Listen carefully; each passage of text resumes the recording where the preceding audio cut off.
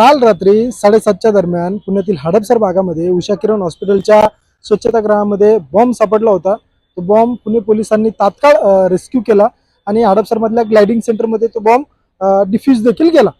परंतु त्यानंतर पुणे पोलीस मोठ्या प्रमाणामध्ये तपास करत होते। एटीएस असेल, पुणे पोलीस असतील किंवा बॉम्ब शोधक पथक असेल, हे सगळे मोठ्या प्रमाणामध्ये तपास करत होते। वेगवेगळे सीसीटीव्ही तपासत होते आणि अशातच क्रांती न्यूजच्या हाती एक सीसीटीव्ही लागला होता। त्या सीसीटीव्ही मध्ये तो व्यक्ती पांढरी टोपी घातला होता, पांढरा शर्ट घातला होता, ओलाची एक गाडी होती, तो गाडी घेऊन या हॉस्पिटलमध्ये आला होता। त्याच कालावधीमध्ये तो डायरेक्ट बाथरूम मध्ये घुसला, बाथरूम मधून एका मिनिटामध्ये ते खाली आला। पोलिसांचा संशय वाढला आणि त्या संशयापोटी त्या व्यक्तीला पुणे पोलिसांनी रात्रीच अटक केली होती। कसून तपास देखील केला, परंतु त्या तपासामध्ये आता एक वेगळं चित्र स्पष्ट होतंय।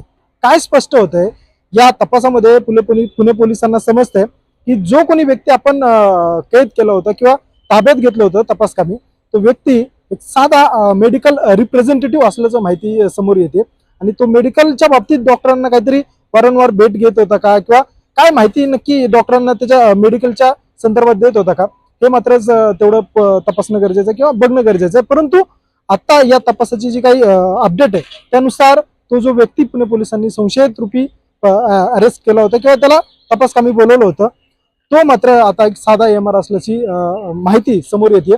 परंतु आज देखील त्याला सोडलेलं नाहीये। पुणे पोलीस वेगवेगळ्या अँगलनी त्याचा तपास करतायत। जर एमआर असेल तर डॉक्टरांना का भेटला नाही, एमआर असेल तर डायरेक्ट वॉशरूम मध्ये गेला त्यानंतर डायरेक्ट खाली आला, एमआर असेल तर या अगोदर या हॉस्पिटलच्या डॉक्टरांना भेटला असेल का, एमआर असेल तर या परिसरातल्या अजून किती डॉक्टरांचा तो परिचयाचा आहे, हे सगळ्या गोष्टी ज्या आहेत त्याच्या सगळे जे डॉट्स आहेत, सगळे लिंक आहेत, ते पुणे पोलीस मात्र कनेक्ट करताना दिसत। हे जर सगळ्या लिंक कनेक्ट झाल्या आणि फायनली जर तो साधा एक सामान्य व्यक्ती आणि एमआर म्हणून जर सिद्ध झालं तर पुणे पोलीस त्याला शोधतील, सोडून देतील असं वाटतंय। परंतु आताच्या त्याच्या सांगण्यानुसार तो साधा एक एमआर असल्याचं समोर येतंय।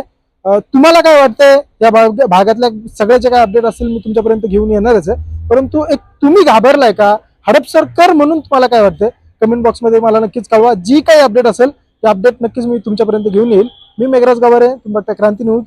धन्यवाद।